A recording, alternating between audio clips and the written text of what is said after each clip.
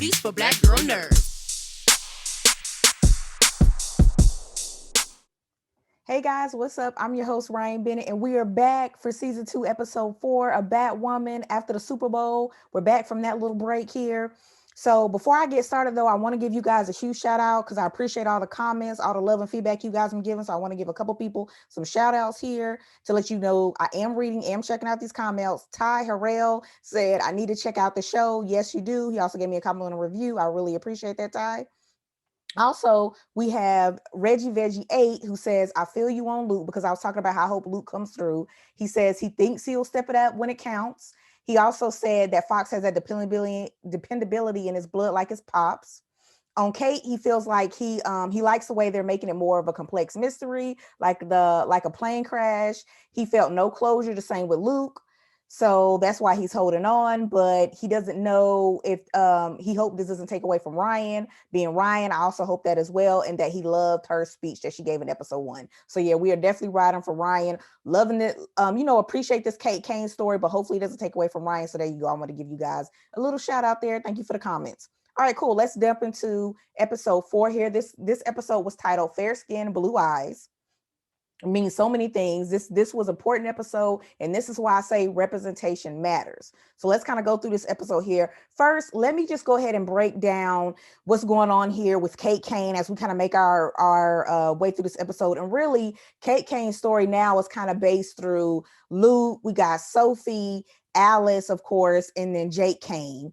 So really, I want to kind of go off the top here, kind of break this up in bits, and I'm going to go with Luke, and I'm going to go with Luke, Sophie, and I'm gonna go with Alice here that are kind of going here. So basically, because Alice doesn't knock, we basically end up with her jumping in or hopping into Sophie's apartment, sneaking in, and for a moment there, they're trying to work together, trying to get along and everything. But Luke ends up showing up because we see a little earlier in the episode, as we keep knowing, Luke is not letting this Kate Kane thing go, and it's understandable. He's wanting to go to somebody, find somebody that shares his drive and wanting to get answers, figure out what happened to Kate Kane. So of course that's Sophie. He goes to Sophie. Alice uses Sophie's gun to pull it out on Luke because she's Alice. She's not gonna go anywhere, just kind of go along or cooperate with anything. She's gonna make some noise if she's there.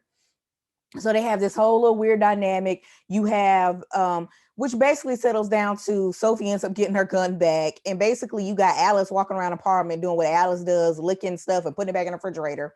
And Sophie and Luke end up finding this guy named Ocean, because you remember the original thing is, if they find Ocean, or in Alice's thing, kill Ocean, they can they get Kate back. Is what Sophia is telling them.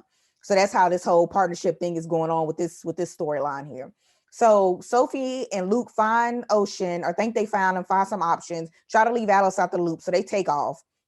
They end up finding this apartment. Of course, Alice always has a jump, but Sophie goes into this apartment, no Ocean there. Some girl is there, which I think is going to end up, which I think may have been Angelique, which is Ryan's ex, which we're going to get into a little bit later too. But you guys let me know in the comments. I might have missed that part, but I think that's who that was. But anyway, it was a girl that was in there that was just trying to break in and get some stuff. It wasn't Ocean, so he wasn't there.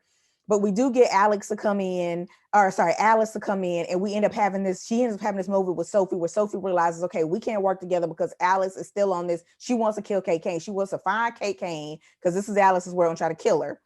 But what we do get that's very interesting about Alice's story in this scene is we found out that Alice has some history with Ocean. We don't know exactly what it is. Could it be romantic? What's the deal going on? But we just see her have this flashback to being also on the island where Sophia is with Ocean, and some things going down. So we're going to figure out where that goes as the episodes continue to go. So that's kind of where we are right there with that situation. So since Luke is off doing his own thing, trying to figure out more about Kate Kane, we end up having this Mary Ryan team up, which I always love, as they go on to this new mystery for Batwoman, which is this little boy comes up to you guys, so cute, little boy here, tries to get her attention though, basically by robbing the place, because he knows Batwoman always comes in and saves the day and comes to stop the criminals. So he wants to get her attention because his brother has been missing for 3 months and nobody's been out looking for this little boy. And we end up finding out that his little boy is in foster care. And it brings out to light this story about foster children and this fear that they don't belong, that nobody cares what happens to them. They end up in these horrible situations.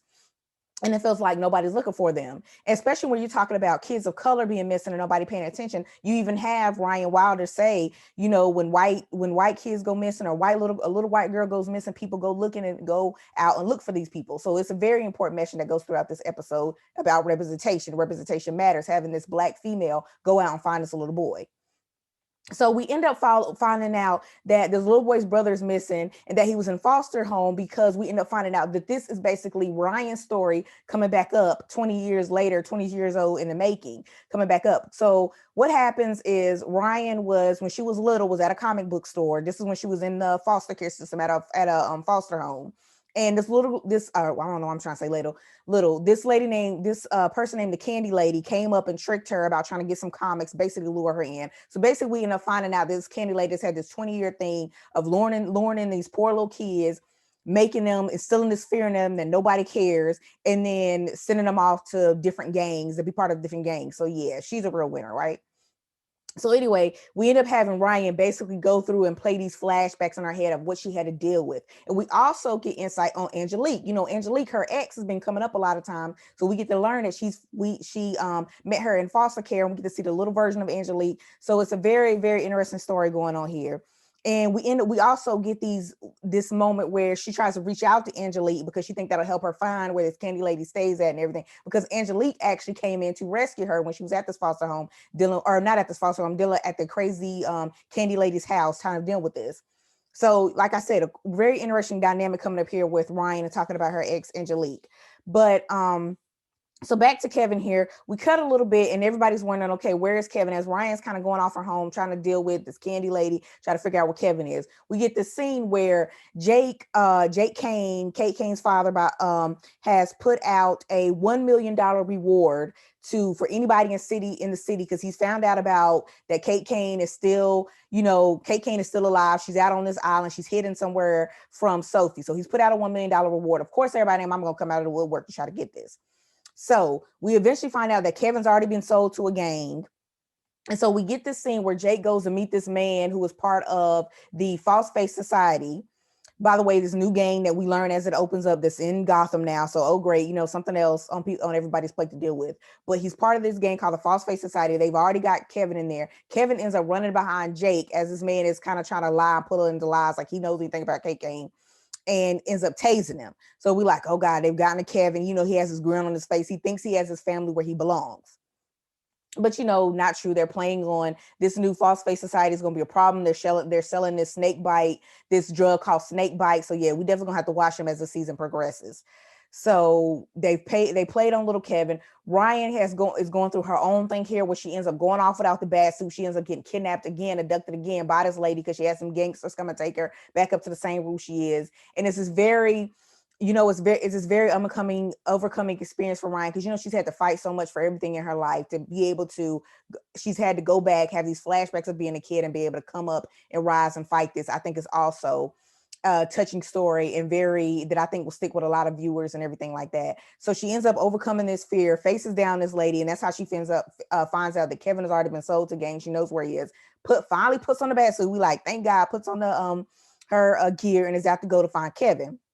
When she shows up to fight Kevin, of course, we get these amazing fight scenes. I love the fight scenes every time. Love to see her in this new badass Batwoman suit that she has with the hair and everything. And also, too, speaking of the hair, there's a nod to her sweating out her edges, which I love this line as she finishes up the fight, or as she knocks out one of the False Face Society guys.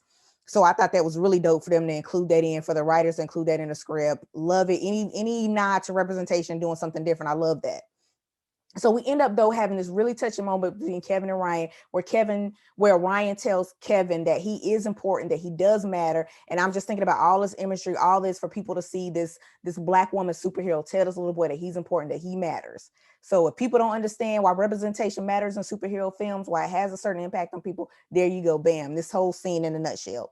So I thought that was such a cute moment there. And also, too, that's not the end of Ryan's story as this episode goes along. We have some other relationships turn up for Ryan as we go forward. Number one, there was Jake and Batwoman having to work together throughout the scene to help Kevin and deal with this False Face Society. So is there possibly a Crow and Batwoman, come to an agreement here? It's a new Batwoman. It's not his daughter anymore. So that's something interesting. Also, when I talked about Ryan's ex, Angelique, she ends up showing up at the bar where now Ryan is going to be living on top of the bar with Mary. So now she has somewhere to live besides that van. So, Mary coming through again. So Angelique ends up walking in here, and we have this moment where they kind of, Ryan tells her the candy lady has been caught. She's been dealt with, and they have this pinky. They lock up their pinkies. They have this agreement. Whatever happened in the past, they're finding that, okay, now we're done. We're moving on for that. So that's coming in the next episode. What is going to happen with Ryan and her ex? Very interesting dynamic also. So yeah, we're going to keep riding this train. So many different cool, different new relationships, different conversations coming up for this episode. I love the way this is moving. I hope it continues to build on Ryan, even though we know we have Kate Kane in the back of everybody's heads, because that story wasn't all, for some of the reason that Kate Kane story has not been completed. So that's another thing that's going to be going throughout the season. So, we got to stay tuned, figure out how it's going to end. And you guys stick with me as well, because I'm going to keep ranting and venting throughout the whole season. And thank you so much. Bye.